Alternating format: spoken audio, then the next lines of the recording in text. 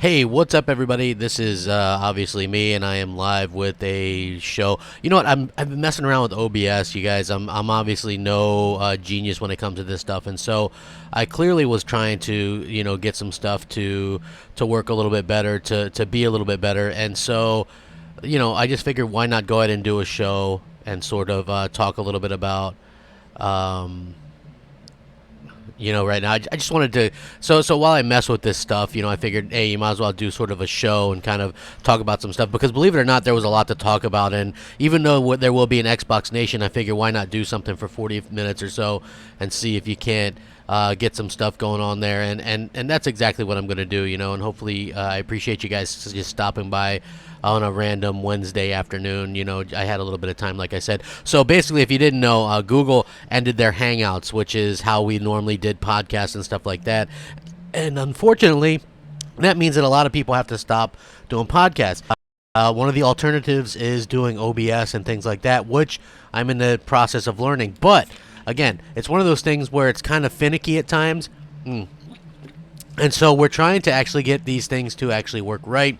I know Mooch is working on it. I know other people have been able to do these things and get them working right. We're trying to get a quality kind of stream out there for everybody, and I think that that's important. Like everybody wants great sounding content and things like that, and I think that's the goal. I don't want to do anything fancy. I know there's a lot of podcasts out there where they got gameplay and all this cool stuff going on. I don't want anything like that for like Xbox Nation when I do solo stuff. I'm cool with just being able to podcast and be able to kind of have my voice heard and stuff like that. And I feel like it's a real shame for those that can and won't bother with OBS or some of these other options. So hopefully this is something that a lot of people get into. As you guys get in here, please go ahead and hit that like button, share it out. I would really appreciate it. You guys are really awesome. Again, I get a lot of stuff for sort of maybe taking a lot of things out on Microsoft and things like that, but I'm not above complimenting where it's needed. And I feel like what Phil Spencer's talking about in this particular video, what I'm going to be talking about, is very key and prudent to where the future of Xbox goes, and just not confusing people, because I've always felt and always shared that I felt like Microsoft has a tendency to confuse people with multiple devices, with multiple things. Their messaging is always kind of wrong. A perfect example of this, right? Matt Booty recently did an interview, and I was talking about this yesterday, I think. Matt Booty did an interview, and he was talking about how he's open to like Double Fine and some of their other studios doing multi-platform games if it makes sense, right? Meaning stuff like probably Psychonauts 2 or whatever. I don't, it is kind of what it is. I mean, you'd figure that would be, I'm not sure that that's going to be a big game on its own on just Xbox or any platform, to be honest with you, but I understand it. But when you look at how that played out across all the big media sites, it was Microsoft open to allowing their new studios to make multi-platform games on PS4 and Switch. Even though in the interview he did kind of state that, stuff like Halo, Forza, Sea of Thieves, oddly enough, I mean, you would think that they would want Sea of Thieves on as much platforms as possible, but he said all that stuff really is relying on the Xbox ecosystem and stuff like that. So that part is kind of cool to hear. He didn't mention Gears of War, which I thought was a little bit odd, but then again, Gears of War is launching on Steam, so maybe that's the competing platform that he's talking about or whatever. If you guys are here, please hit the like button, share it out, and stuff like that. Listen, not everybody, not every video is going to be like a negative Xbox video. Like I said, this is actually a pretty important stuff and pretty big news in far as I can tell, and it's really nice to see that Microsoft is sort of going this route, and it's surprising because so many people thought otherwise. So Phil Spencer actually said there is no future streaming only console to support Project xCloud. So we all assumed, and we had heard from various people, and again, I'm not doubting that there was maybe something in the line at one particular point, but as of right now, he says there's absolutely no streaming platform, there's no console, there's no device that's going to come out and locally use xCloud next gen to stream your games. So that's very interesting. So we know that, and I did link this so you guys can check it out. So there have been rumors that there was going to be some kind of box or something that was going to be, what, $100, $150 or whatever, a low-cost console box to complement Project X Cloud. Xbox chief Phil Spencer actually shut down this speculation in an interview with GameSpot. They unveiled its latest console, obviously Project Scarlett. In the lead up to the announcement, and the speculation was that Scarlett was a code name for an entire new family of consoles, but that doesn't really appear to be the case anymore. So you guys remember, like, Lockhart was going to be a thing as well, which was supposed to be like a less powerful one, like an entry level one. But this is what Phil Spencer said verbatim, and I quote: "We are not working on a streaming only console right now. We are looking at the phone in your pocket as the destination for you to stream, and the console that we have allows you to play games locally," which I feel is a very important thing, right? Like, you might go, well, how's that an important thing? How's that a big deal, CG? And I would just tell you that it's a pretty big deal, because it's going to alleviate a lot of the confusing and confusing aspects that we've had to deal with as fans for a while now, right? Like, what people don't understand is, if you were to launch next generation, a Scarlett and the streaming box and a Lockhart, but you're also supporting the Xbox One X, the SAD edition, the S, and the original launch Xbox, that's a lot of different things. I know you can't go into a store and pick up a launch Xbox One, but you can go into a store and pick up an S, a SAD, or an X, and then, obviously with their next set of consoles or whatever, that was always a fear as well. Like, you want to be able to not confuse people and just have something that, is very much easy to kind of go pick out and kind of get a hold of. So I feel like that what they've been able to do with this bit of news is actually maybe level the playing field a little bit, maybe proves that they've learned a little bit more than what I even gave them credit for. So this is something that I haven't really anticipated before. Antony says no. I mean, look, that's up to him, man. Like, if he ever approached me, I'm down for it, but that's probably where that ends, man. I don't really think that there's a ton that he's like eager to like do anything with me in particular, because we have vastly different points of view. So we know that the Xbox Scarlett is going to ship in holiday 2020, and I had heard that it was going to launch on November 20th, 2020, and I've heard that for a while now, so we'll see if that's actually the thing. And it's going to launch with Halo Infinite as a launch title, which I guess is going to be a pretty big deal. If this game lives up to the hype, I think it could actually be something impressive for them to launch with. And if you think about it, if they are trying to go back to their quote-unquote gaming roots, and you want to launch with something, you launch with a good Halo game, and I think that that's probably maybe what the idea is, just because their last Halo game that they launched with was obviously Halo CE on the original Xbox, and we know how that turned out. It really turned out well. So this is supposedly like a spiritual reboot for Halo, and then clearly they went back to their gaming roots with Xbox Scarlett. So I think that, sometimes when you could just look at stories like this and you can see, well, hey, it was actually pretty cool that he said this and he squashed this, because usually these kind of rumors persist and you just kind of get angry at them, and you're just like, oh, well, it's a little bit weird that there would be so many different versions of things to pick up, and it's going to be very confusing, especially when you look at the PlayStation 5, and it looks like the PlayStation 5 is simply just going to have a singular console, right? Like, there's going to be a PS5, you can pick up a PS5, and I think that's cool. But, when it comes to what Phil Spencer's talking about and what Microsoft wants to do long term, I think that it's just one of those things that people are going to have to sort of, I guess, get over or something. Like, for me personally, I feel like Microsoft has done plenty of good things this generation, but they also have that mixed messaging in that point where they really just kind of say one thing and then do another thing, and I just feel like, for me personally, that got a little bit old, and with the lack of announcements and stuff. But maybe he is trying to save something for next E3. I'm not all about waiting for next E3. Like, I'm not planning to get an Xbox Scarlett, because I have an Xbox One X, and I feel like I haven't even got my money's worth from that, so I'll be continuing to use that. But I do think that there needs to be that competition there between Microsoft and Sony, and I'm not talking about like console wars, because I think Sony locks up the console war part, right? But I do think that it comes down to basically one of the things where you got to have that competition there between these companies, just because I feel like that's good for everybody. And, at the end of the day, I feel like Microsoft does have the money and the backing to do something specifically next generation, but at the same time, they're going to have to actually break out from those old kind of tropes and announce some games, because that's what people buy these things for, right?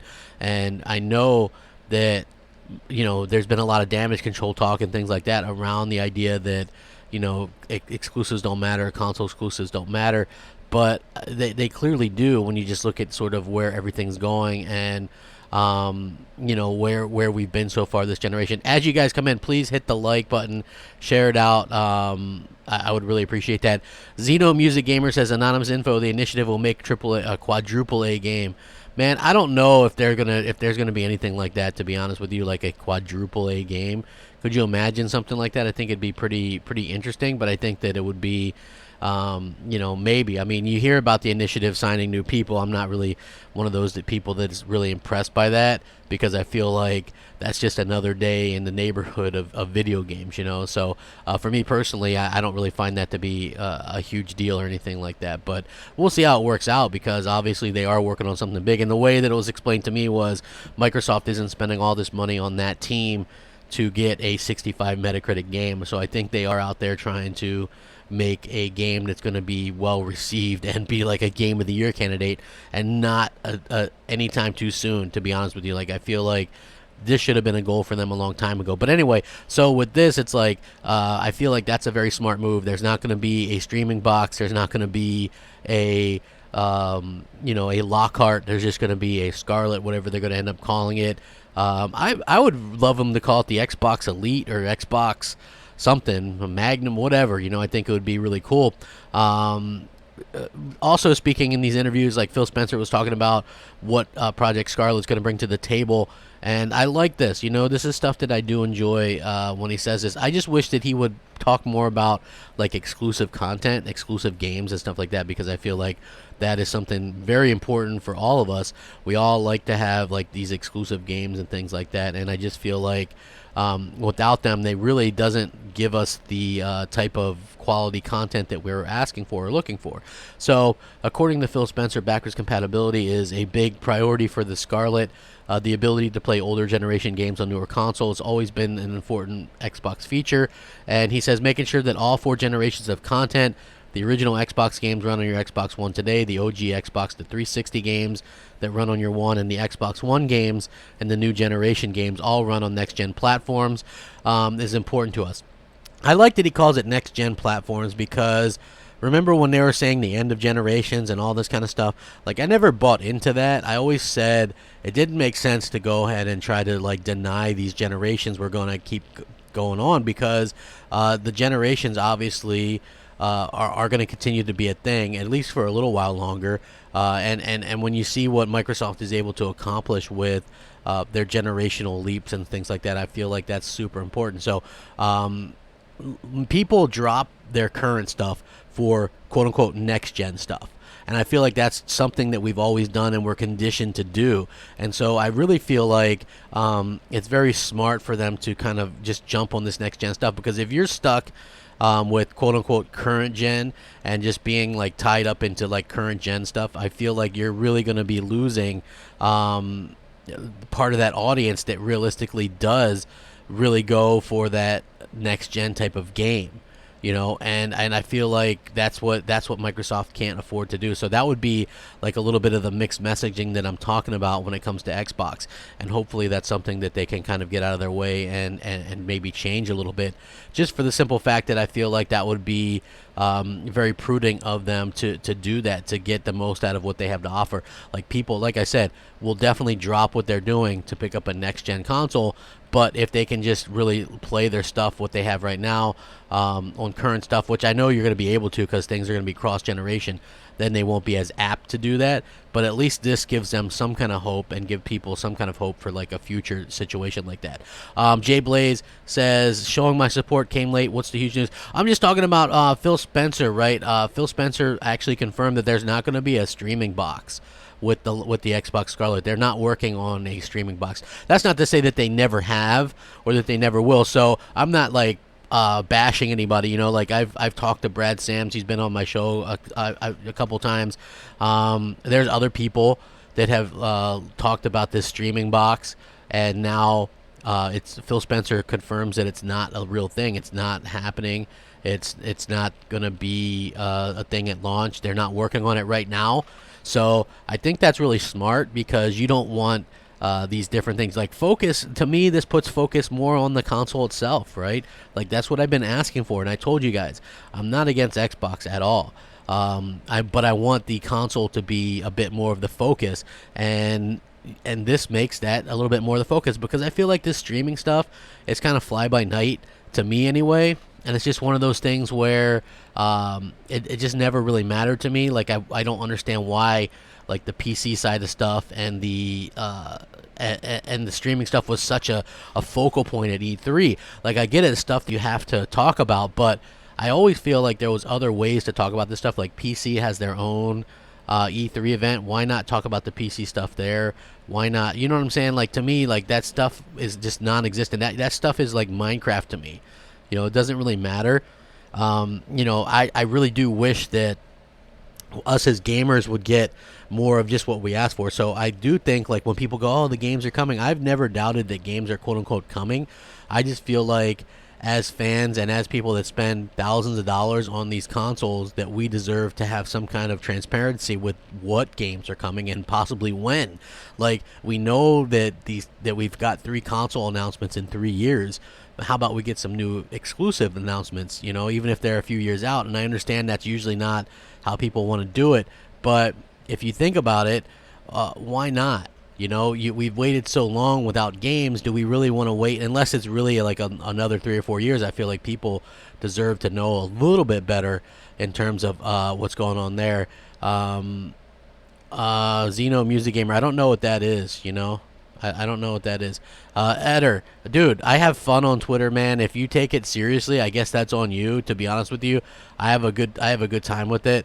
You know, for me personally, I hope that people don't get too super ticked off about just, you know, mostly just jokes and things like that. But, you know, if you do, then, hey, it is what it is, man. I'm not one of those people that's easily offended or anything. So, for me, I've always taken jokes. You know what the funny part is? I've always made jokes about Xbox. I've always made jokes about PlayStation. I don't really make jokes about Nintendo because there's not really, you know what I mean? Like, most of the people that follow me or are interested in what I'm doing don't have any interest one way or the other about Nintendo. So, it's just one of those things where it doesn't really matter. But, as far as backwards compatibility, Phil Spencer said, we want to respect the games that you bought from us. We want to make sure that the generations can play with each other. So if you happen to adopt the next generation early and somebody stays back, that if their games are on both platforms, you'll be able to cross-gen play, which I think is a cool thing as well. You know, I don't really have a problem with that. Hopefully there's not a big disparity between the frame rates and stuff like that, because I feel like that, I don't know, that is like one of those things that sort of bothers me. Like Xbox Live has always been like a safe haven for me, like when I play online games. A lot of people go, well, why don't you just play on PC? Well, PC was always this thing where you always had to worry about cheating and things like that, and you still do. And you know, aside from lack of like in-game chat and stuff like that, there's also not really a way, even though I say, hey, I don't like keyboard and mouse, and people go, well, you can use a controller. Well, you sure can, but you're going to be matched up against people mostly using keyboard and mouse on games, and I don't like that at all. So the fact that Microsoft incorporates keyboard and mouse and kind of forces that with like their own games for some reason kind of is a turnoff to me as well. But I'm hoping that they see this and kind of adjust this, because I feel like this is going to be a make or break thing and decisions for them with the next Halo. Like if they do Halo, what they did with Gears of War 5, I feel like that game is going to be abandoned by the console crowd rather quickly, and that's a shame. If they just do, okay, well, in ranked you can have the option to turn off crossplay, but in every other game mode you have to have crossplay with people with keyboard and mouse. That's not going to be fun. First-person shooters, controller versus keyboard and mouse is a clear disadvantage to the person with the controller, and no amount of trying to normalize by Mikey Barr or anybody else at Microsoft is going to make it any better than that. So if you guys are here, you know, hit the like button, share it out, I would appreciate it. Castle Clash has quadruple A budget, larger budget and bigger production than AAA games. Just means potential bigger and better games. Well, that's only for this initiative game or whatever. I don't really know much about that. Like, I've literally heard nothing about that game, so we'll have to see how it goes. But at the end of the day, you know, I feel like we do want big budget games, and some of these studios that they have aren't going to be big budgeted games. Let's just be honest here. Like In Exile and Compulsion aren't big budget teams. State of Decay, they might beef up the next Undead Labs, excuse me, might beef up the next State of Decay and might get a AAA out of that. I don't know. Some people seem to like that series. I like the first one. The second one was a tremendous letdown to me because they promised one thing and delivered something that it wasn't. So maybe they can finally deliver the original promise on that series with a third entry. So that would be the hope anyway. Also, like, they have a big hope for xCloud and stuff. I'm not a big xCloud stuff.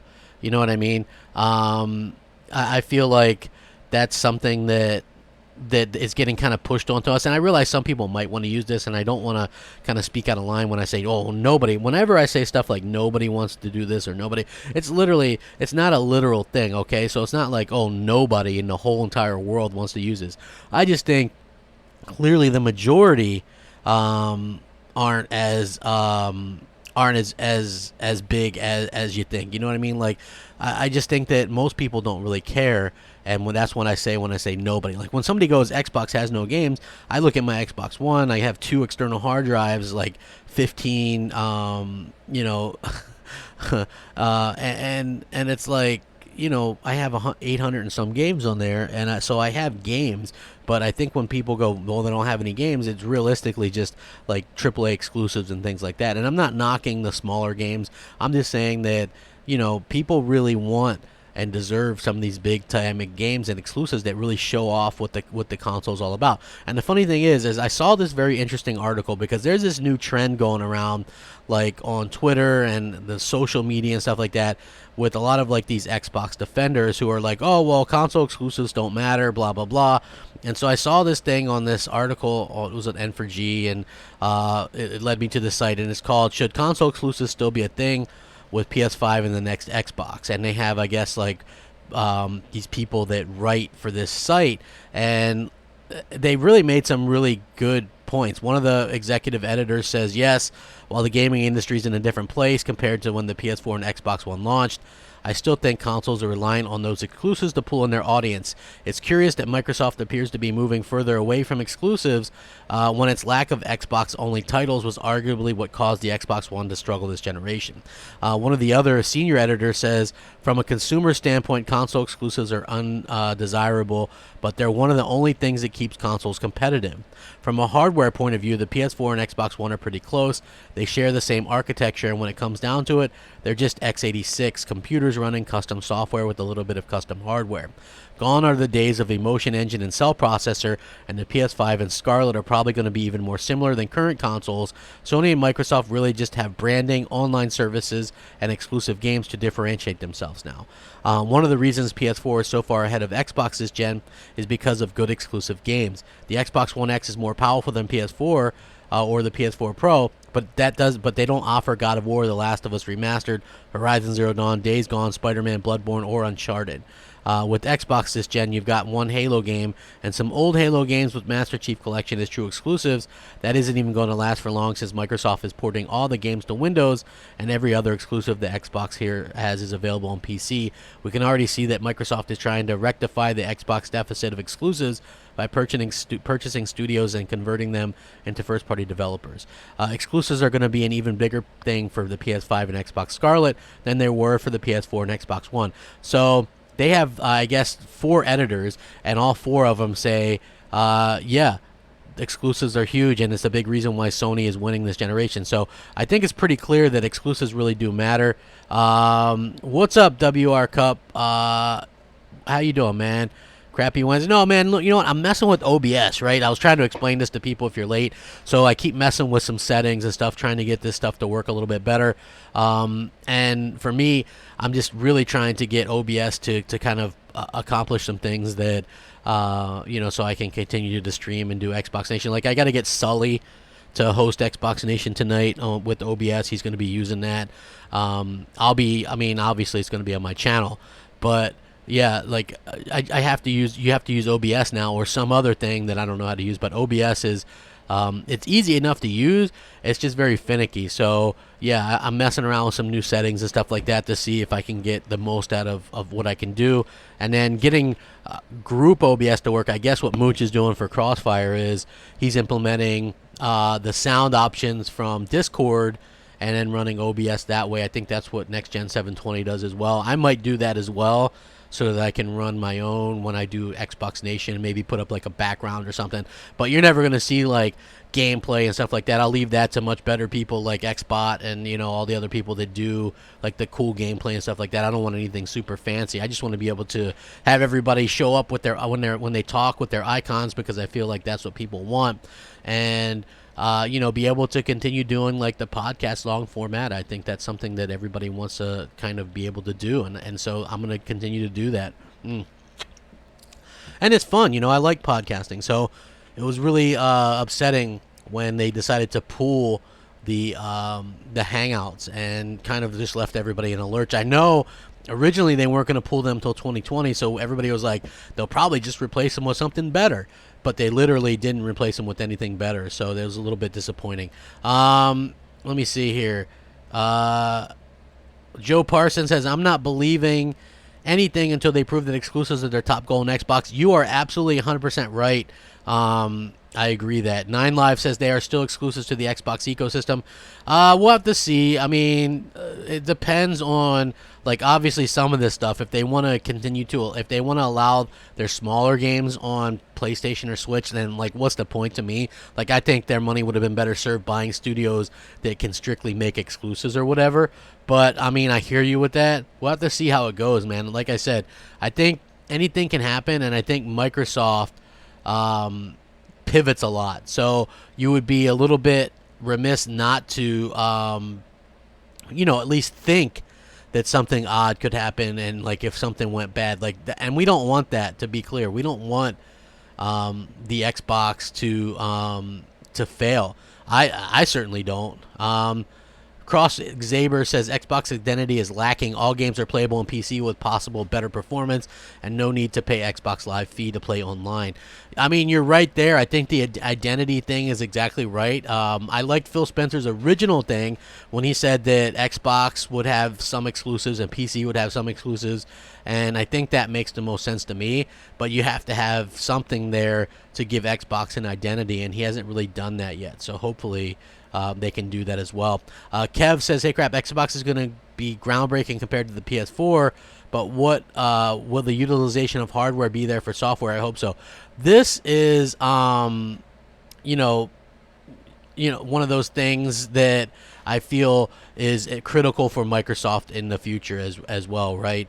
You have to be able to take a full advantage of what your console can do.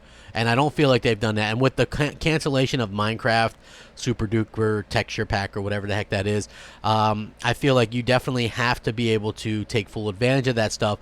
And the reason why that pack got canceled was simply because at the end of the day, there was too many different devices for that to be on for them to be able to pull that off. So that was a little bit unfortunate. But at the same time, you can't have that problem next generation. You can't have the launch Xbox One hold back your Xbox Scarlett, whether it's going to be 12 or 14 T-flops or whatever it is. You can't let that be held back. Like, there's just things on an Xbox Scarlett that are going to be possible that aren't going to be possible on the, you know, on a launch Xbox. So I just feel like that's, you got to at some point kind of draw the line there and really just sort of and just decide what you want to do and what's best for gamers. Like, why, if you can't get all the different versions of Minecraft to work on everything, why then even bother? Why not just make it on Xbox One X and PC, or PS4 Pro, Xbox One X and PC?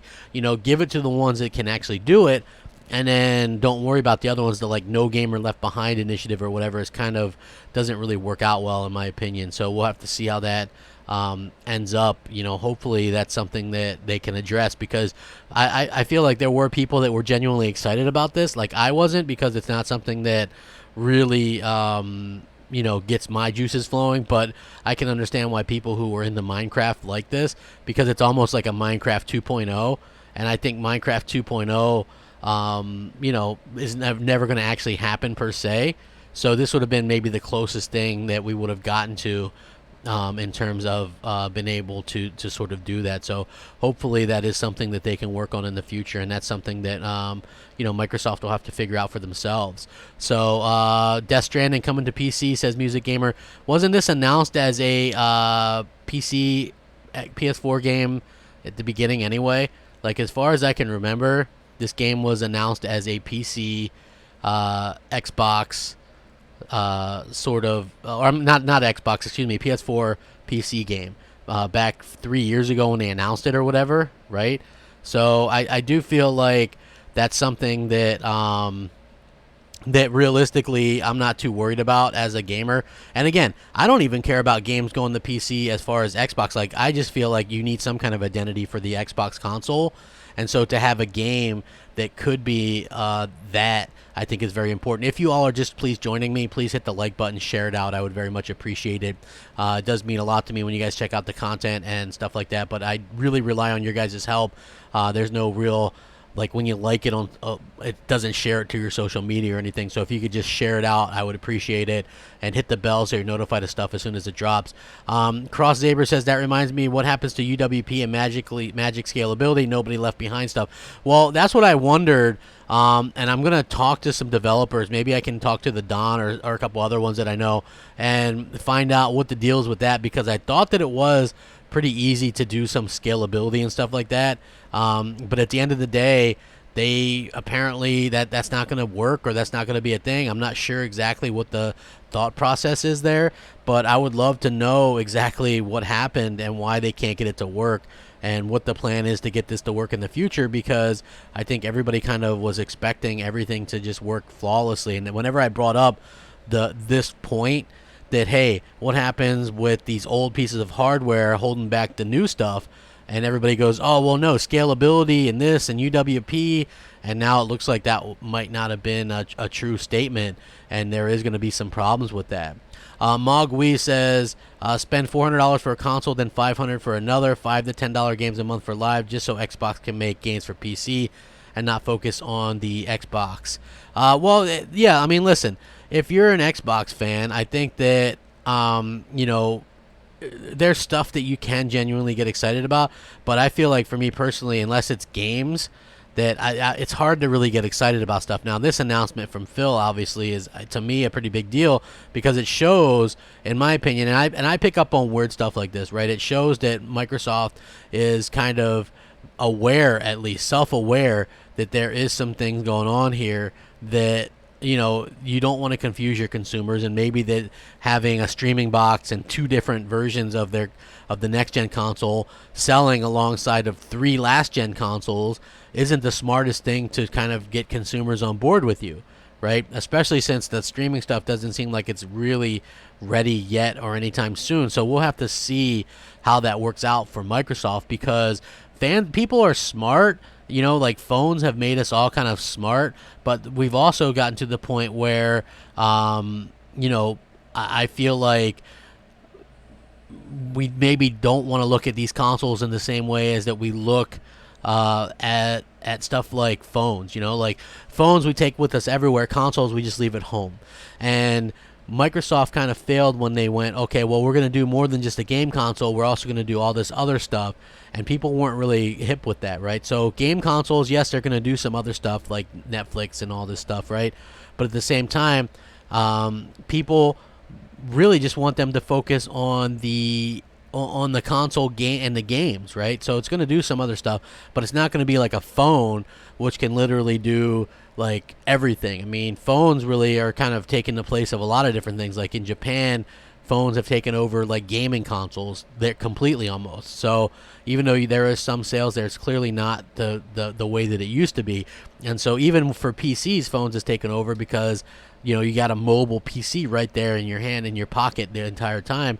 And so I think that that's something that you have to compete with. So that's why people are willing to upgrade to the latest all the time. When it comes to consoles, I don't know if people really want to upgrade every 2 or 3 years and spend another $500 because you're not really getting your money's worth at that particular point. Now, developers, are they gonna like? I always just wonder about the games because developers are gonna eventually get tired of sort of, okay, well, we got to hit the reset button or whatever. Is it cross gen? What do we do?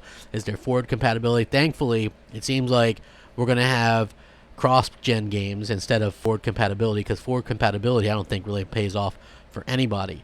If Microsoft can get out there and show something incredible, I think that would be awesome.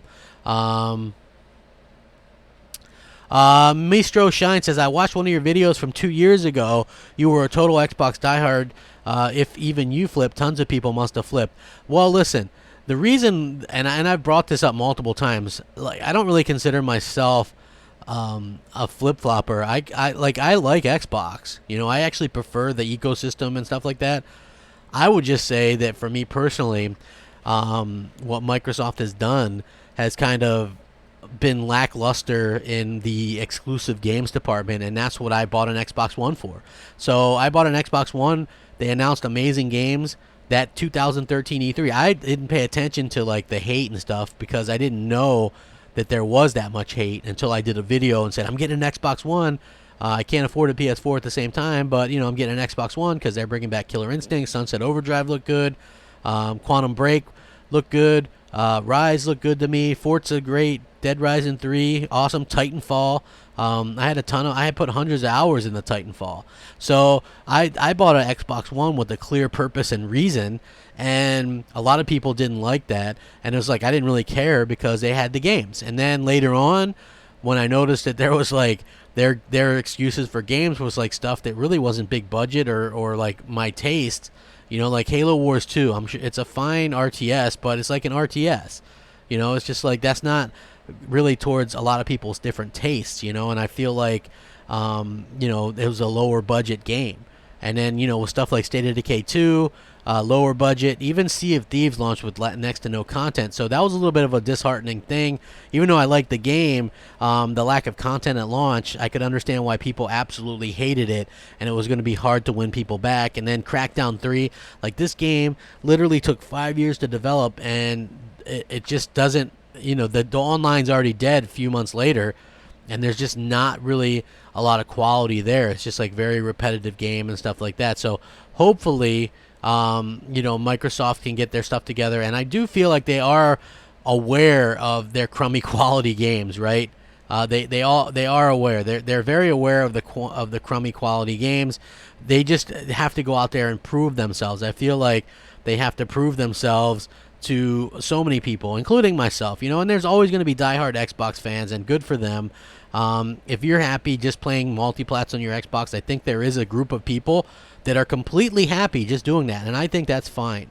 I'm not going to be one to tell you what you should play or what you shouldn't play, because I feel like that's kind of ridiculous. You know what I mean? Watch one of Crapgamer reviews old show. He was an Xbox psycho, even if he turned the Xbox on Xbox, then millions of people did. Well, listen, I wasn't a psycho. I just, I liked Xbox. I really, I love Xbox, man. Ever since the first one, I felt like it was this hardcore platform, and it was something that they were able to really kind of, I could identify with, right? So I really liked that. I was like always kind of this competitive person, and they were able to really kind of bring that competitiveness out of me, and I really enjoyed that. I thought that was pretty cool, and the fact that that they were able to do that, I just felt like that, because I used to play like football and stuff. So to have this online, and I remember when I first did Xbox Live, I was like, man, this is really incredible stuff. I love it. It's just like it really satisfies that that lust that I have, or love that I have for competition, and I thought that was really cool. The problem is that you've got to keep it kind of fair, in my opinion. And they haven't done a really good job of that. But hopefully they can kind of rebound from this and keep it keep it more fair in the future and things like that, and everybody will be happy. I want everybody to be happy. Listen, I'm not hating on Xbox to hate on Xbox or to get fame or anything like that. In fact, just the opposite. I lost a lot of things, you know what I mean, like subscribers and followers and things like that. And the thing was, I wasn't trying to be hard and things like that, because I was, you know, it was just a truth and frustration that kind of pours out of me as a fan to see that sort of happen. And I really just want Microsoft to kind of rebound and be able to appeal to people the way that they did, because they were such a great brand and they did such a great thing for everybody for a long time. And I just want them to get back to focusing a little bit more. Like, if you ask me, man, it's like, I don't care that they do their xCloud stuff. I don't care that they put their games on PC, but you've got to be a little bit more up front with the exclusives, and you've got to like give people what they want. Like, you can't just be so, you got to have a roadmap, right? So everything has a roadmap, no matter what it is, you know. Movie, look at Marvel, look at Star Wars. We know that there's going to be 3 Star Wars movies coming out by 2024 or 2025, something like that. So they've got this roadmap out. We've got the Marvel phase 1 was all like 10 years long or whatever it was, right? Everything's got a roadmap. Video games have roadmaps. Sony had a roadmap when they have a PS4. When they did their PS4 launch party, they go, here's Uncharted 4, it's coming. They did a little pop screen, right? It was just a little splash screen. Uncharted 4 in development, and that got people excited. When we see the Switch, right, they're like, Zelda Breath of the Wild 2 is in development. Metroid Prime 4 is in development. This gets people excited. It shows a roadmap, okay? Like, I understand that they're a little bit apprehensive after Scalebound cancellation and some various other cancellations, but at some point, you really have to go out there and just kind of do something to show something. Do something, show something, in my opinion, anyway. You got to go out there and do it. If you guys are just joining me, please hit the like button. I would appreciate it. Share this video out. I would definitely appreciate that as well.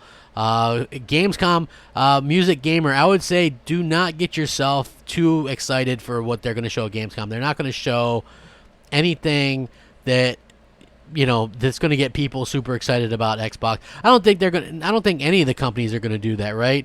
I don't think any of the companies are going to really are gonna show anything super exciting or anything like that. But at the same time, I think that, you know, we might get something, I don't know, but I don't think it's going to be very big or very amazing. But hopefully one of these years, maybe next year, we'll get some decent stuff at Gamescom and E3, because I really liked it. If you go back to, I think, 2015, Microsoft did an E3 show, and then they did a Gamescom that was completely different, right? Maybe you remember that. It was like Gamescom was completely different. They showcased like Crackdown, Scalebound, I think I'm forgetting something else pretty big too, and you know, it was completely different than their E3 showing. But I thought it was cool because it's always cool to have different shows and not show the same thing over and over again. And I feel like that's something that Microsoft hasn't done a lot of lately. So I was happy to kind of see that. Excuse me while I take a drink real quick.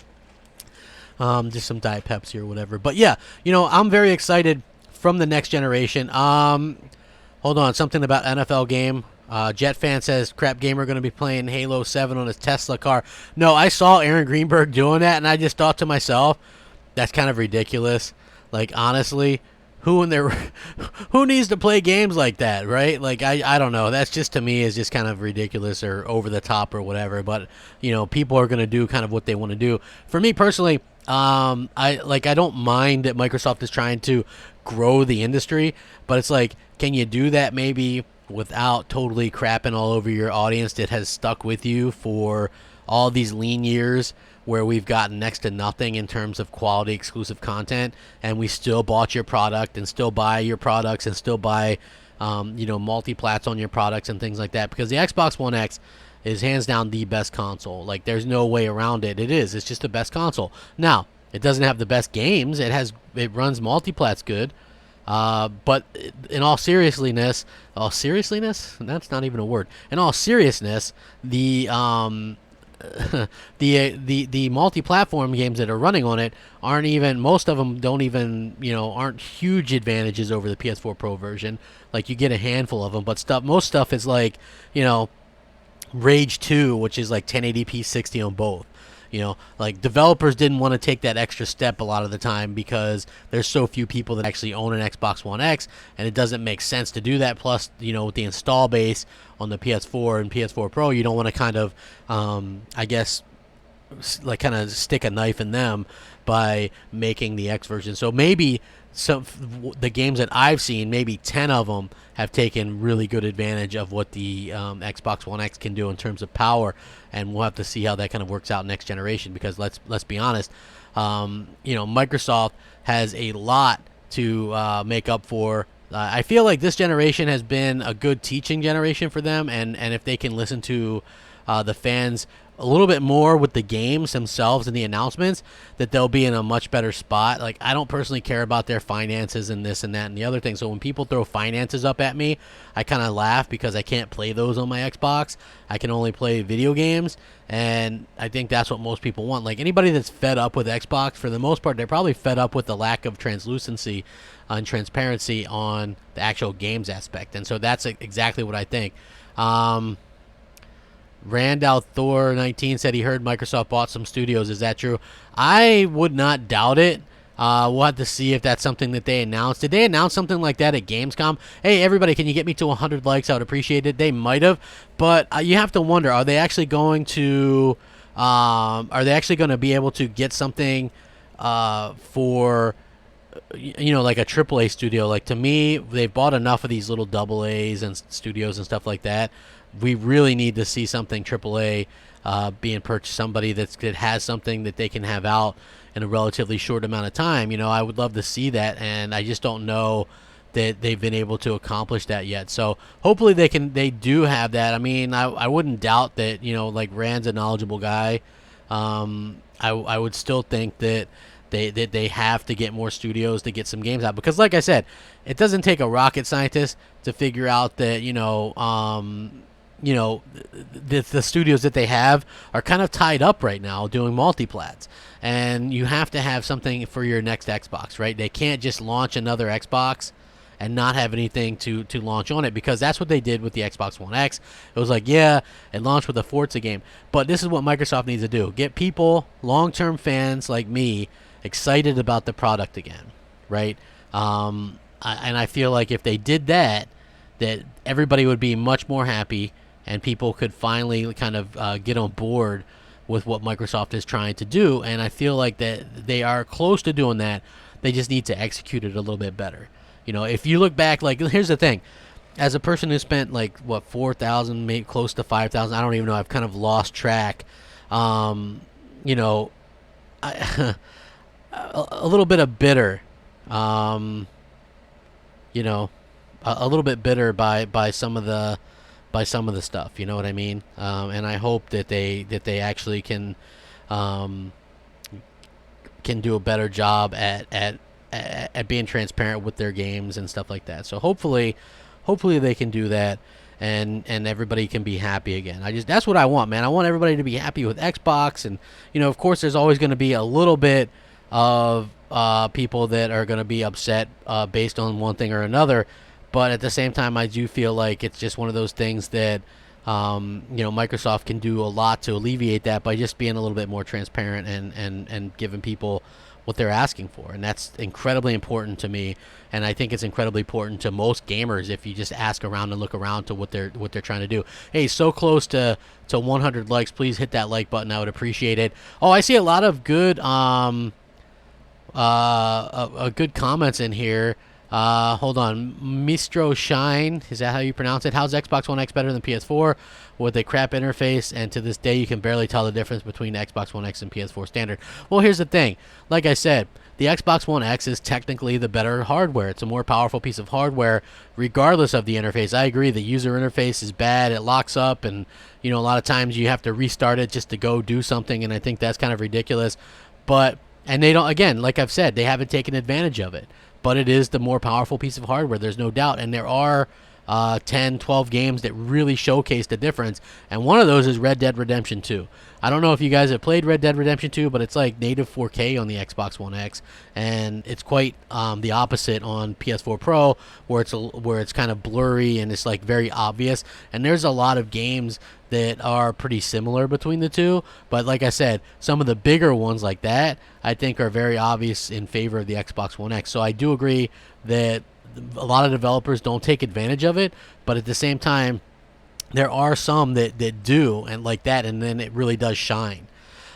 Greg says Microsoft is pissing against the wind now. It's going to be tough to get back on top. I don't think Microsoft can get back on top, but listen, Microsoft doesn't have to really get on top to stay relevant. As long as they're releasing good games and they're keeping their core fan base happy, they'll be happy with what they're doing, because they'll be doing okay with their financials. Even though, like I said, I don't care about their financials. I only care about the games. So, it just really depends. Lansville Paul says, I don't think Microsoft can sway back those former Xbox guys that left 2 to 3 years ago. Yeah, you know what? This is going to be an interesting time if you think about it, because Microsoft, realistically, they're probably not going to win back those guys, right? And we're in this digital age now where fans take their stuff with them. They're taking their controllers with them. They're taking their digital games with them. It's going to be very difficult for anybody to sort of take anything back, per se. I think Microsoft, the Xbox Scarlett, is going to be, it's going to be one of those systems that does okay. It's not going to do well. It's probably going to get beat even worse by, it's going to be probably worse than in terms of sales. But we'll have to see how it goes. You know what I mean? Like, I'm very interested to see how this kind of works out for them, just because Microsoft, did they actually learn? That's my main point of interest. Did they actually learn something? Are they going to actually go out there and kind of manage to pull something off something different? I don't know. That's going to be the interesting stuff, because it looks like the PS5 is going to be quite a powerful machine. Is Microsoft willing to take a loss on the Scarlett to get back in the race? That's, the PlayStation 5, they're saying, is going to be almost as powerful as an RTX 2080, and the GPU clocked at 2 gigahertz, which is, they're saying this thing's going to be very powerful. And the Xbox Scarlett's only been rumored so far to be between 12 and 14 T-flops or whatever. So these things are going to be incredibly similar. So I think it's going to come down to, these things are both going to go 4K 60 on most games. Like, the games aren't going to look better so much on one or the other. So realistically, it's like, the only thing that's going to come down to is your ecosystem that you like. Do you like achievements? Do you like trophies? Do you like the Xbox controller? Do you like the PlayStation controller? Are your friends on Xbox? Are your friends on PlayStation? Doesn't even matter, because there's going to be crossplay. And realistically, the main thing it comes down to is the exclusive games. And I think that's where Sony really relies on what they have, which is people believe in the Sony exclusives where they don't necessarily believe in the Xbox ones, that's exactly what kind of my point is. 2 likes away from 100. Can we get there? I think that would be fantastic if you guys would be so kind as to kind of help me get to that magical number. I would absolutely love that and think the world of you guys. Thank you so much for stopping by and helping me get that out. EDM Gamer says, I'll be happy with Sony in 2020. I think a lot of people are taking that approach. It's like all about that, that PS5, and I can't blame you. Right? Like, for me, Sony's been pretty transparent with that. Their games are sort of leaking, and they're actually out there making games, and they're leaking a little bit. I do feel like the biggest point that I would make is that Xbox fans feel a little bit betrayed. A lot of them do. Not all of them. I'm not going to put words in people's mouths, but some of them do feel a little bit betrayed by what they were doing. If they have these grand plans, just tell us what they are. So we did have this interesting thing with Phil Spencer. He's doing this big interview on GameSpot, and they're releasing tidbits of this interview every single day, it looks like. So they're talking to Phil Spencer, and these puff pieces are interesting because they come at a weird time. Like, I don't understand why we're getting these puff pieces right now. If you don't know what a puff piece is, like, really kind of building up what what these studios, what these people think. So this other one that I found was interesting was Phil Spencer's like a chess player, always thinking 5 steps ahead, and this was according to Matt Booty, who did an interview, and he's described Phil as somewhat of a chess player. He said there's no part or thing that happens at Xbox that Phil doesn't want to know about or be a part of. He's always thinking about where we need to be and how to get there. He's like a chess player in that way, always planning 5 steps ahead. If you just trust in that, he will get you there. For his part, Phil Spencer is very humble, and, well, according to this anyway, he doesn't want to pose as something when he's not.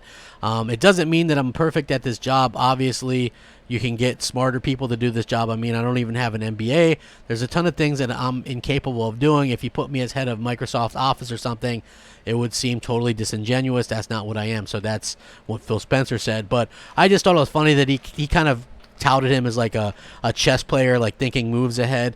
Listen, I don't think Phil's a smart guy. He is, right? Like, I get why people are enamored with Phil, because I was one of the people that was buying into everything that he was doing, and I think that some stuff that he's doing is really, really legit cool stuff. Like, Game Pass is pretty cool. I don't have to buy Gears of War 5, okay? I had Xbox Live Gold through 2022, and I am, and I was able to upgrade to Xbox Live Gold for $1, or Ultimate for $1. That means I'll get to play Gears of War 5 Ultimate 4 days early, just like buying the $100 edition or whatever. And if they ever do Ultimate Edition for Halo, I'll get to play that 4 days early or whatever. So for me, I don't have to spend the 60 or $100 on those exclusives. Like, the other stuff, I don't really care. I'll buy third-party stuff that interests me, day one or whatever, or wait for a sale. So that stuff, that part of Game Pass is neither here nor there for me. Even if you pay $120 a year for this stuff, like normal people do, or maybe some people do, I don't know why you would. It's literally always on sale for $1. That's the price of 2 exclusives. Now, if Microsoft in the future, they want to put out 4 exclusives a year, that's more than worth it just for those games alone, right? So I think that's a really great thing, even if you're not into like a lot of the smaller stuff or whatever. Like, sometimes they have really crummy games in there, and I understand why people don't really want them or whatever. Hit the like button, share it out. Appreciate it, y'all. You're great. Long Drive says, if the price of the new systems is close to $599 or more, I feel it's going to be worth selling consoles of the new generation. A lot of people don't even own 4K TV. Sounds odd, but true. Yeah, 4K TV is like 50% saturation or something. So yeah, it's not actually like this huge saturation point. And I think that that's very interesting sort of going forward or whatever. So we'll have to see how that kind of plays out, because you're right. And for these consoles to be hyping up 8K or whatever, I just feel like that is kind of interesting. That's very interesting to see that, both Sony and Microsoft are like, hey, 8K over here, 8K over here. And there's a lot of people that I know that don't even have, that don't even have 4K TVs, but they're super cheap. 4K, you can get a pretty decent, like I game mostly on a TCL 4K, like a 65-inch, and it's fantastic, man. The HDR pops, everything's really, really good with it. So I really do think that we are seeing more and more people adopt 4K TVs and stuff like that. So I think that that would have been the smarter thing. And it does look like, I mean, for the most part, we'll probably see 4K 60 games or whatever. And I think that's fine. Microsoft will have to figure out what they want to do long term after that later on. I don't really know. But when you look at Phil Spencer, when he talks about things like Xbox Scarlett, he makes good cases, but it's just like, do you always want to believe this guy or not? That's one of the things that you have to, he has to gain back people's trust, like in particular people like me. You know what I mean? Like, I feel like there's a lot of people that have lost trust in Xbox, but when he talks about Xbox Scarlett, at least it's stuff that people are kind of interested in. You just want him to maybe talk a little bit more about exclusives. So this is what Phil Spencer said verbatim in his quote for Xbox Scarlett. He says, I think that the area we really want to focus on next generation is frame rate and playability of the games. This generation, we focused on 4K visuals and how we bring both movies through 4K Blu-ray and video streaming, and the Xbox One X allowing games to run at 4K visuals will make really strong visual enhancements next generation. He also, obviously, which I already talked about, the backwards compatibility thing. He said, so the things that you've bought from us, whether it's the games or controllers that you're using, we want to make sure that those are future compatible with the highest fidelity version of our console, which at that time will obviously be the one we've just launched.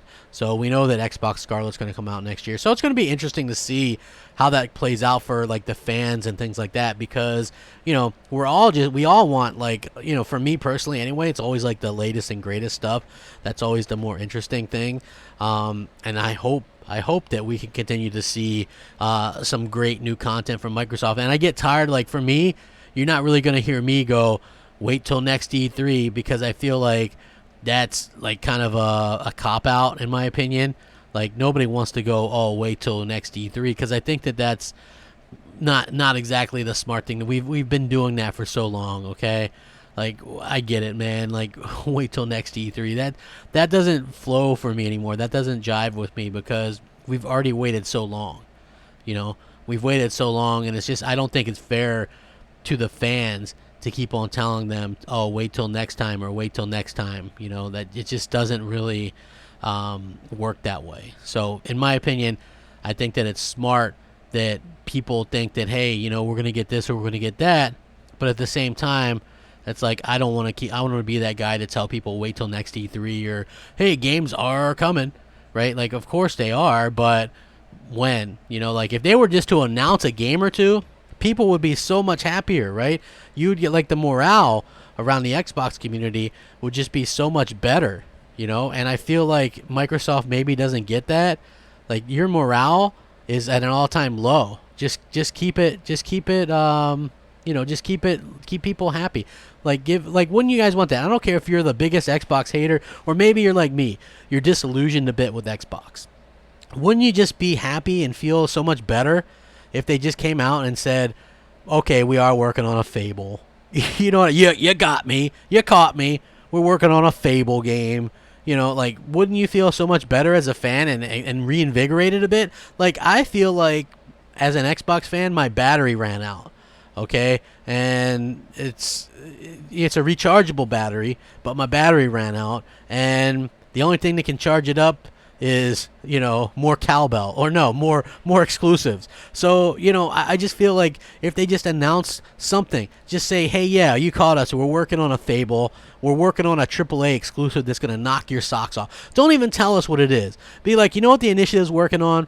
A AAA exclusive or a quadruple A exclusive that's going to knock your socks off. It's something that's never been done before, and it's going to be so amazing that you're going to want to buy an Xbox or play it on a PC or play it somewhere, but you're going to want to find a way to play our game, right? Like, that's what people want, and I'm sorry if I can't, be super excited like I was before about Xbox. Maybe when they when they announce or say something like this, I can be that. I feel like it'll be too late for a lot of people that have already kind of like, oh, see you crap, I'm unsubbing to you because you just hate Xbox.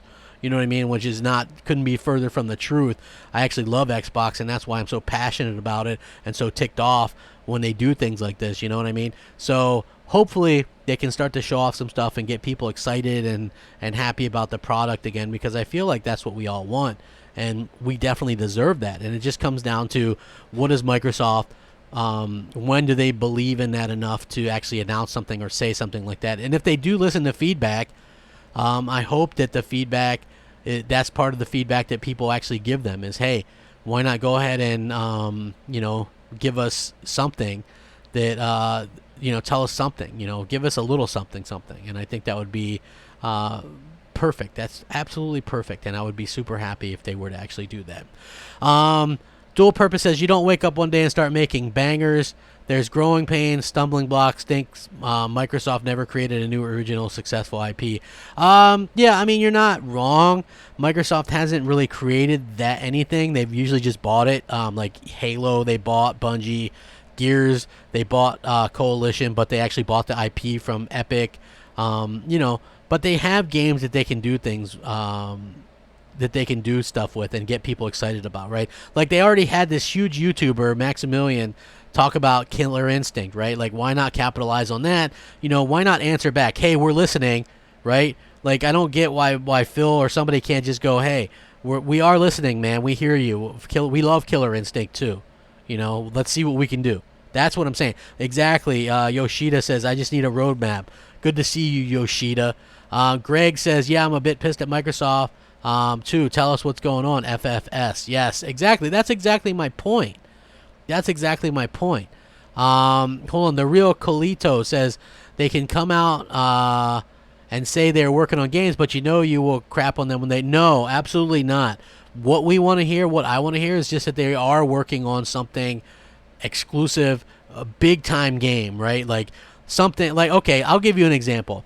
I used to be big on M4G back in the day, right? Just to be like, I think it wasn't bad then. This was like in the 360 era, I believe, and it was just like mostly there just for whatever reasons. I would check out reviews and stuff, and so I checked out something, and it was like Black Tusk Studios, which is now the Coalition, but at the time it was Black Tusk Studios, and their thing was, this was a big news story. You can look this up.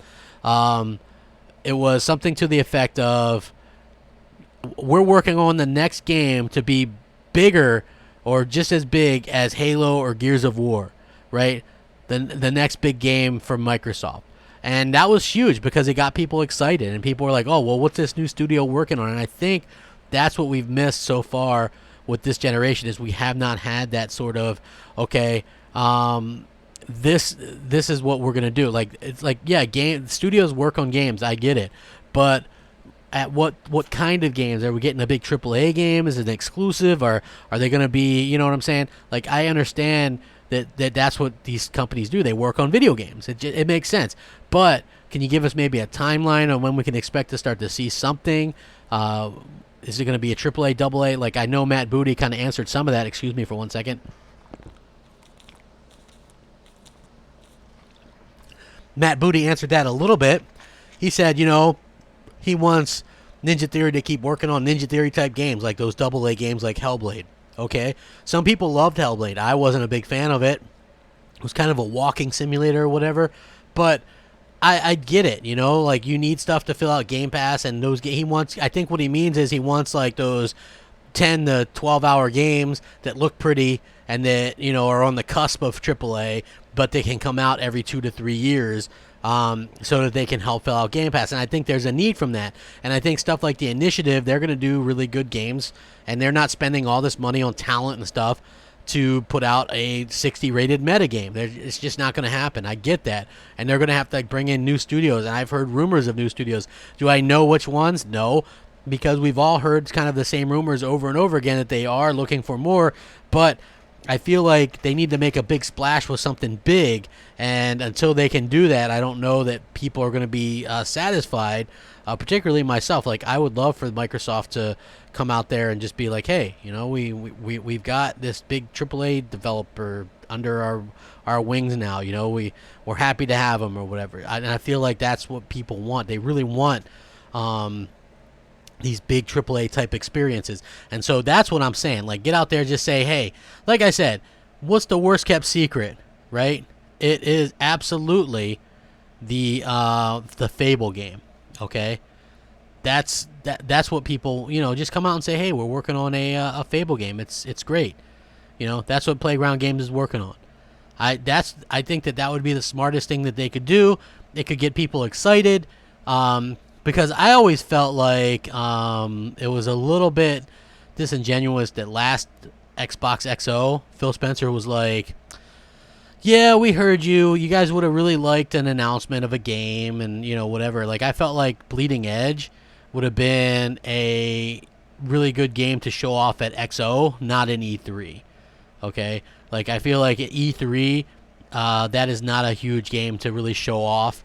And a lot of people aren't going to be, aren't going to be extremely impressed with that type of game. I'm not. I know some people might be, but that would have been a nice little thing to show off at Xbox XO, and I feel like the fact that Microsoft didn't do that was a little bit kind of weird. Maddie B says, "Hey Crap, just stopping by and quick, no scrubs. Yes, we don't want to go chasing waterfalls." Mogwee says, "Microsoft has said what's coming: Game Pass, Battletoads, Ori, Gears 5, Halo Infinite, Multiplat, Outer Worlds, We Happy Few DLC, and a bunch of AA small scope 10-hour games." Well, listen, Mogwee, that stuff isn't great. You know, like, I think people want something new in AAA. You know, like Ori 2, I'm sure is going to be fine. And Gears is Gears and Halo is Halo, and I think those are going to be fine. You know, it's just like Outer Worlds, that doesn't interest me. Maybe it interests some people.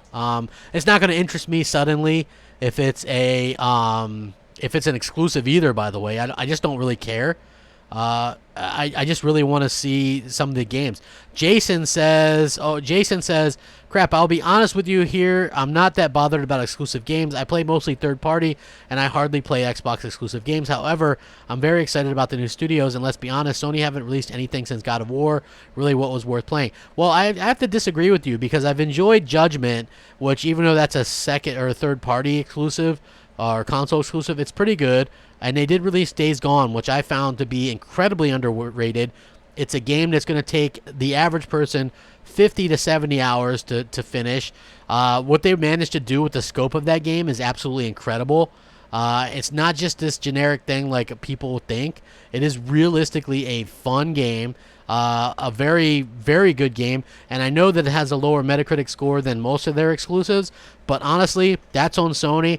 They shouldn't have put out the review codes before the day one patch, because the game was broken before it launched until the day one patch. So reviewers got stuck reviewing a game that was literally broken. And that's where all the issues came from. They did a good job of patching it up. And you can ask Mooch, man. He played that game. He said it's like an 8.5 out of 10. And I tend to agree with that assessment. It's really a good game. Definitely worth playing, especially if you can pick it up for like $30 or $35. You won't be disappointed. It's an open world. If Microsoft would have put out something like that, I think everybody would have loved it on the Xbox side, to be honest with you. It's just the fact that it's a lower, and it's not even low rated. I mean, we're at the point where a 72 is like a bad game. It's not. Even in its original state, I think if they were to review that game how it is now, it'd get an 8.5. It'd probably be an 85 or so on Metacritic. But play it yourself. Give it a try. A lot of people do this with Xbox games, right? They'll go, whenever I bring up State of Decay 2 as being not a good game, people go, "Oh, I have fun with it. It's a fun game. It's great. I put 5,267 hours and 37 seconds into it," right? Like, I get it. Some people really like that game, but for me personally, it's just not something that I'm a big fan of. So, but again, it's the same way with a game like Days Gone. It's just one of those games that's a blast, and it's like a huge AAA game. And so I just feel like, you know, that's one of the things that people kind of get onto or whatever, is this whole thing where, oh, it's just you know, it doesn't matter because blah blah blah. Like, give me a break, you know. Like, these games are fine. That game's fine. If you like State of Decay 2, I'm not gonna knock you. For me personally, I wasn't a big fan of State of Decay 2 for the simple fact that, you know, it didn't deliver on the promises. You know, it just didn't deliver on what I was looking for, what they promised.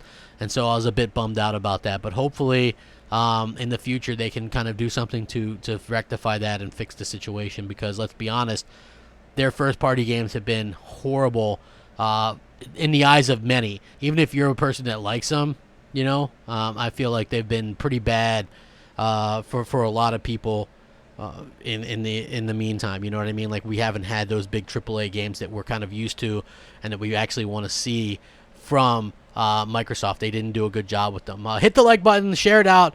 Bard's Tale Trilogy, guys. Download it. Excuse me. You know, listen, I've heard, Jason, that there are people that play Xbox or whatever, they play whatever, and they don't really care about exclusives. And I think there are those type of gamers, and good for them. Absolutely good for them. But for me, I 100% do care about exclusive games. It's the reason I buy these things. Like, why would I buy a Switch if not for great Nintendo exclusives? I wouldn't have bought a PS4 without great PlayStation 4 exclusives. I wouldn't have bought an Xbox One if they hadn't announced all these great games at launch, right? Like let's be honest, they announced Killer Instinct and Sunset Overdrive and Forza Motorsport 5 and Quantum Break and Titanfall. Like they announced all these great games. Like and I know that like they're not great maybe today, but for a launch of a console and for those games to be coming out within that first year of launch, that launch window, it's incredible. You know what I mean? I think Titanfall 1 and Sunset Overdrive 80 plus Metacritic. I think Titanfall was close to 90, and I think Sunset Overdrive was like 83, 84. Those are incredible for year one exclusives, right? Like they're really incredible. And I thought Rise was really underrated. So I do think that Microsoft sometimes can, like early on, due to the overwhelming amount of hate on the console, that people really sort of didn't give it enough props or pay enough attention to it or whatever. But hopefully the future isn't so bad, and everybody sort of kind of just pays more attention to what they're going to be working on. I'm looking forward to when they're actually going to be able to announce some things. Let me see. Blair Witch, that's not going to be an exclusive though, right? So Music Gamer, I know like people are hyped up on that or whatever. It looks like Outlast to me. That game is made by a small studio. It'll eventually come to PlayStation 4.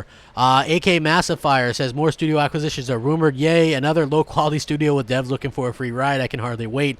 Listen, AK, I'm with you, man. I'm trying to be a little bit positive today. At the end of the day, I feel like one of the things that we need to get as fans is we got to get out of the cynicism all the time, right? So if they are going to sign new studios, let's have a little bit of faith. Maybe they realize that they need a couple of AAA studios, and that's one of the ones they're going to get. maybe they blow us all away and buy BioWare from EA, right? BioWare's had a rough ride of things. Maybe they're going to buy Bungie back. Maybe, like, let's think positive. I know it's probably not going to be the most case, but today I'm going to be positive and think that if they are going to buy new studios, which ones? Which one's it going to be? Like, that would be something. Like, what studios would you like to see Microsoft buy? Okay, maybe they could buy one from somebody, and it's a decent sized studio. Like, I think that IO Interactive would be a pretty good one to buy. If they're going to do more Hitman games and do them episodically, release them on Game Pass, that makes sense. There's other studios out there that they could buy. I mean, obviously they're not going to buy Insomniac or Remedy, but you know, what studios would you think that would really be something fantastic for them to go out and buy and purchase and to do a great thing? You know what I mean? A great thing. Let's see. Mark Ferrari says Game Pass games expires, then you got to clear them from your hard drive. Well, here's the thing. Not the exclusives. The console exclusives are Xbox Studio games. They don't expire. They do well, you know. So yeah, they don't expire. But I agree. Again, I'm not a person that uses Game Pass for the third-party stuff. You know what I mean? So let's see. You know, let's see how it goes. You know. Let's get the team together. Sorry, y'all. I'm just tweeting out my buddy Grave. Yeah, because we're excited about the new Call of Duty. I'm going to play the new Call of Duty. I'm very excited by what I've seen for it so far. How about releasing some games first? I agree. I think announcing some stuff would be good. What is Asobo? What do they do, Music Gamer? I'm unfamiliar with them. What do they do? I would really love to. I don't think I've ever heard of them. What games have they made? Are they a AAA studio? I would love to hear what they do and what kind of stuff they make. So, yeah, just let me know.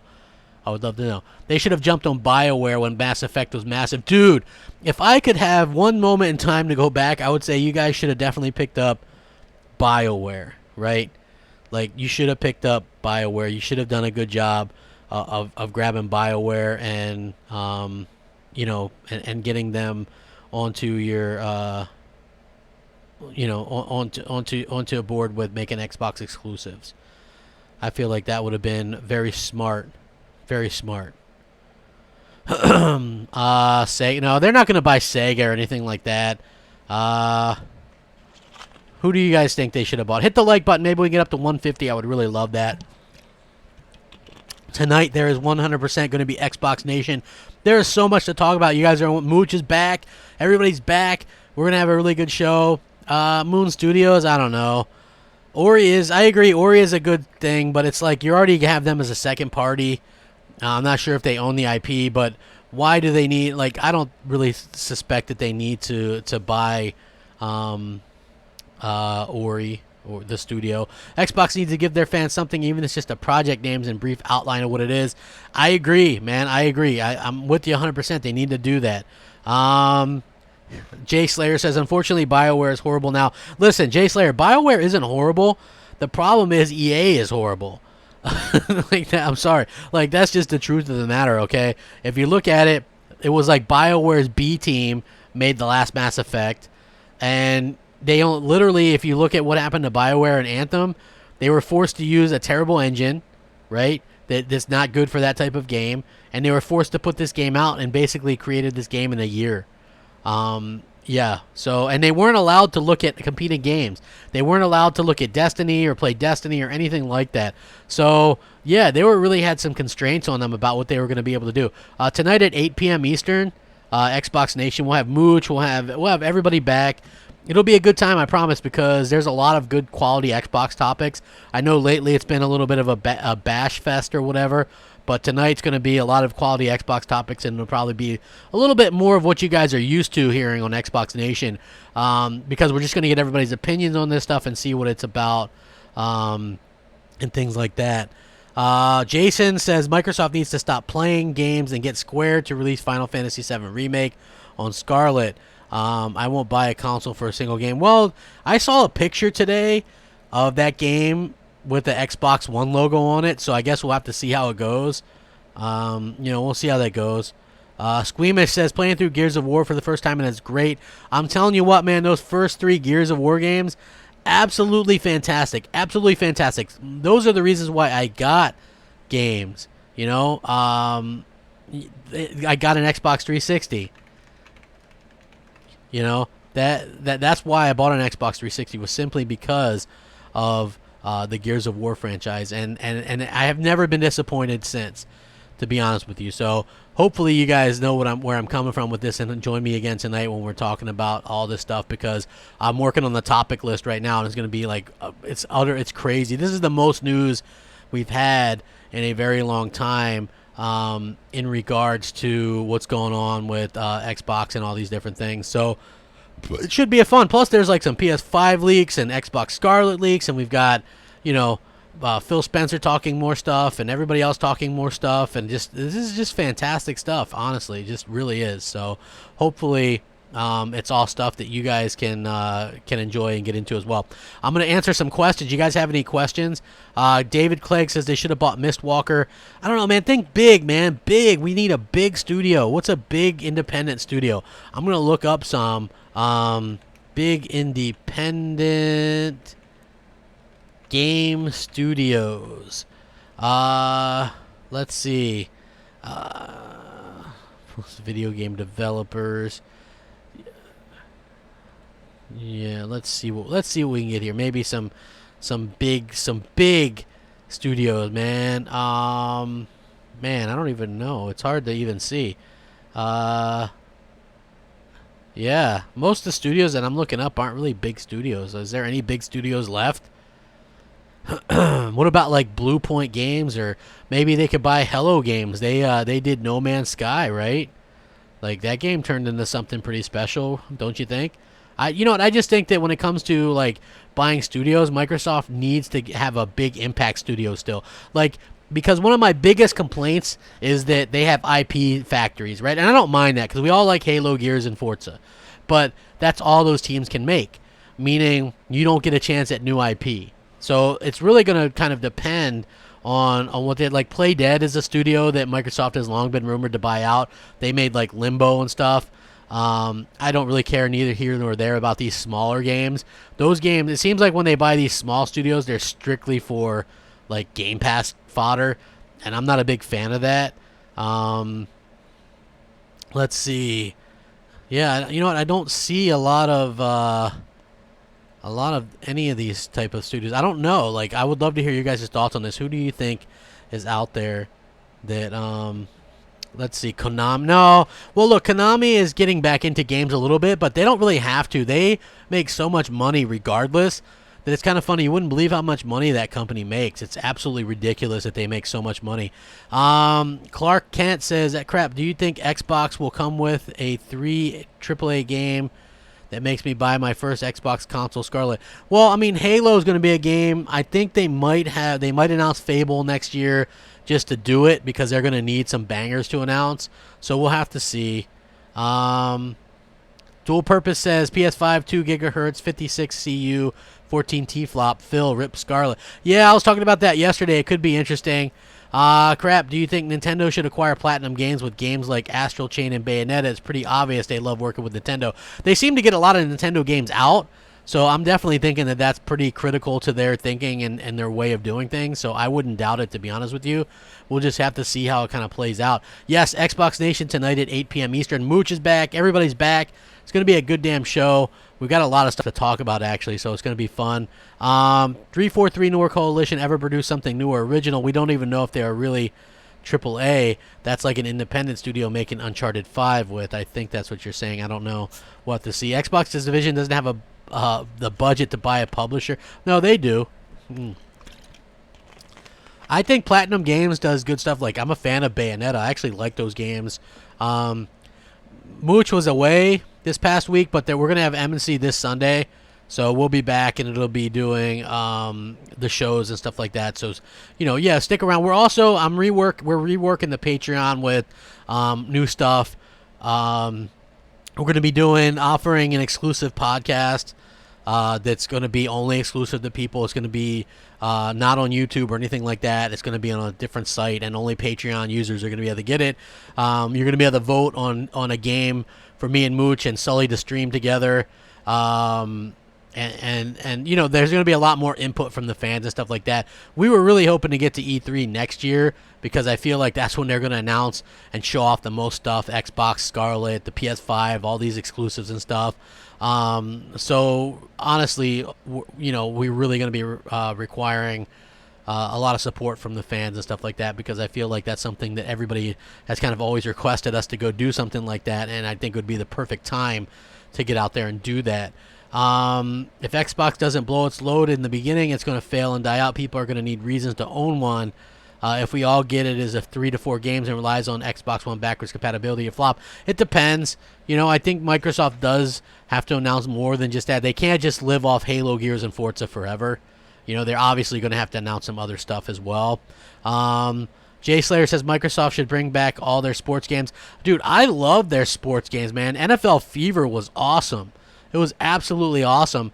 The fact that, that they stopped making those games really does hurt, because they had their own baseball game too. I forget what baseball game they own, but they do. Like, they should absolutely go back and kind of go back into that situation and make some incredible stuff. I feel like that would be so awesome. That would be so awesome. Sickly Sound says rumors say that Sony has just been given 12B to play with. 12? Are you talking about 12 billion? Let me know. I don't know exactly what you're talking about. Dual Purpose says Microsoft needs to figure out what is the definitive Xbox experience, and that process takes fumbling and growing pain, meaning bad games. Close studios to finally get that gem. Yeah, I mean, yeah. Jason says, so what is your game of the year so far? Mine is either Shadowbringers or Metro Exodus. My game of the generation is Witcher 3. My game of the generation is God of War, followed by Red Dead Redemption 2. This year, game of the year, I don't even know. This has been a little bit of a lackluster year in terms of at least what I think as like game of the year. Like, I think that there's some games that are probably up there, but I don't know. We'll have to wait and see. I think Death Stranding is a game that could be in the running. Like, I haven't played it or anything, but I do feel like that's the type of game that could literally be, could just snatch that game of the year title. I think that it could.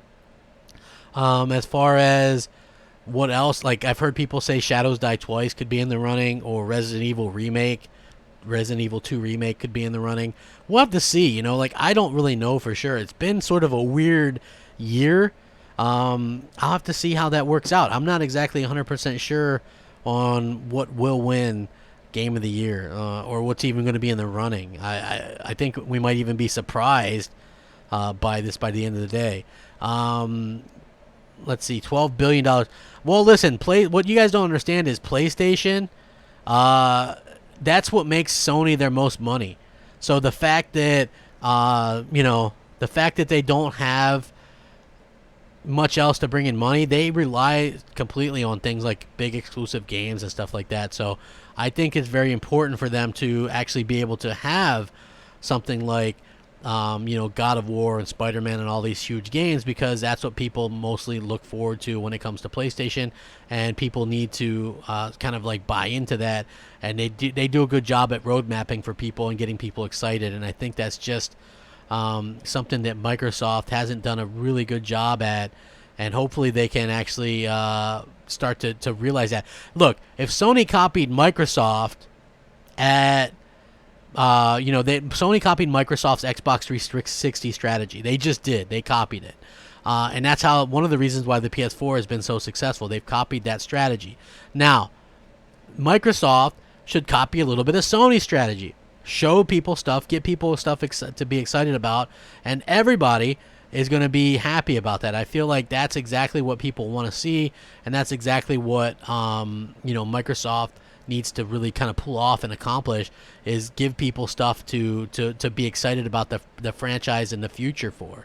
If you can't get people excited for the future, that's not a good look. You know what I mean? That's just my opinion. That's not really a great look, or something that's going to draw people to your platform. I understand they're trying to go after, all these billions of gamers or whatever. I get it. But at the same time, I feel like you also have to cater to this hardcore crowd that you're kind of leaving behind. And if Microsoft can figure out a good medium there, I feel like they'll be in good shape. And by no means are they doomed or anything like that. They'll be fine.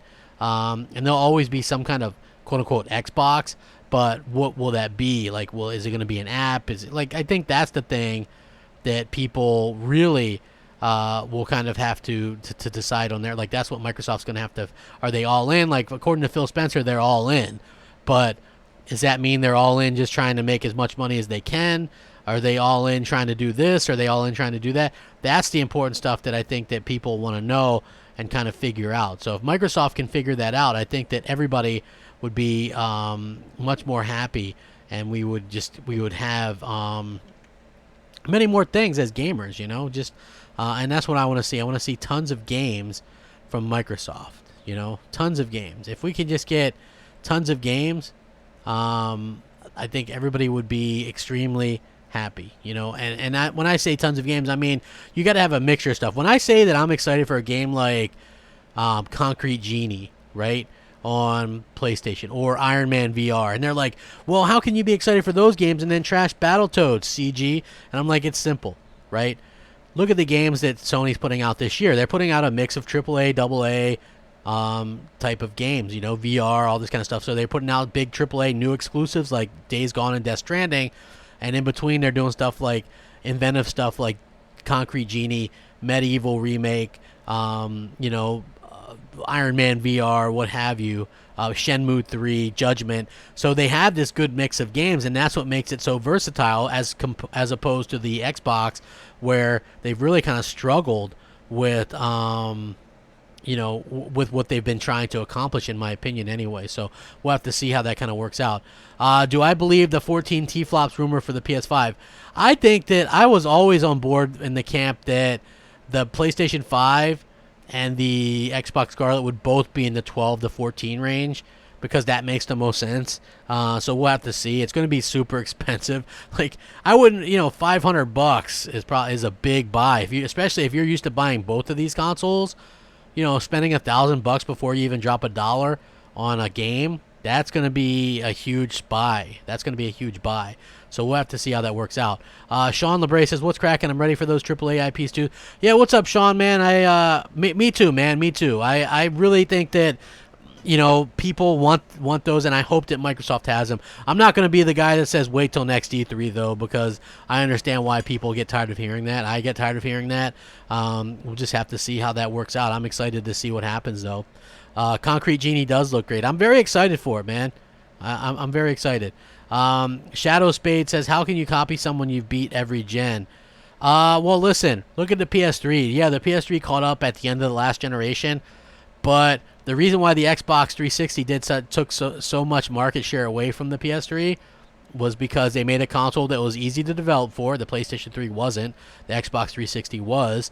They had really good versions of multiplats, exclusives. There was a ton of great exclusives on the Xbox 360, right? They had third-party marketing deals, Call of Duty maps, all the stuff. I think they had GTA exclusive content for a year, like DLC.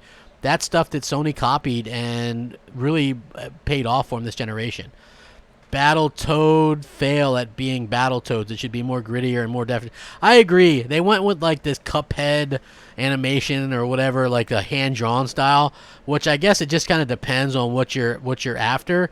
But for me, that's not a huge thing. Like, I don't think that game looks very good in my opinion. We'll have to see how it turns out. But I would have preferred like the Battletoads to look like the style that they looked in Killer Instinct. So hopefully they can pay attention to that or a little bit of something like that. I'm about to wrap things up. Maybe I'll do 2 more questions and then I'm out of here. And then we will be back tonight for Xbox Nation at 8 p.m. Eastern. Please hit the like button. Maybe you can get us up to 150 likes. I would appreciate that. Real Banjo Kazooie says, hey Crap, what's your stance on Switch? I like the Nintendo Switch. I have one. I play it. Marvel Ultimate Alliance 3 I'm in the middle of. That's a fun game. Smash Brothers. They got so many great games on that thing. Exclusives matter, folks. Exclusives matter. Shadow Spade says, speak to how they copied them. I just told you. Sony took the timed content and exclusive content thing that Xbox was doing last gen. Even the Call of Duty map packs. Right? Xbox had those, and then Sony got them. They also advertise a lot and do great advertising, and they were doing better multiplats for a while, and the PS4 was easy to develop for, and the Xbox One wasn't. The Xbox One was relying on ESRAM and all this kind of crap, and developers didn't like it. So they really flipped the switch and flipped the script on what Xbox was doing.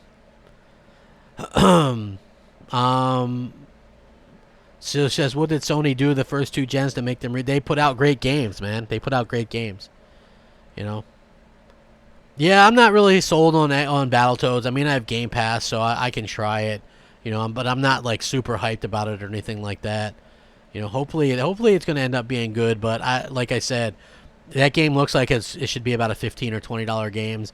And, you know, maybe it should do well for that. People will enjoy it for what it is. Hit the like button, y'all. I will be back tonight at 8 p.m. Eastern. We're going to have a heck of a show. Mooch is back. Share this video. Like it. All that kind of good stuff. I really do appreciate it. Thank you so much for watching. You guys are great. Have a great day. Rack 'em up.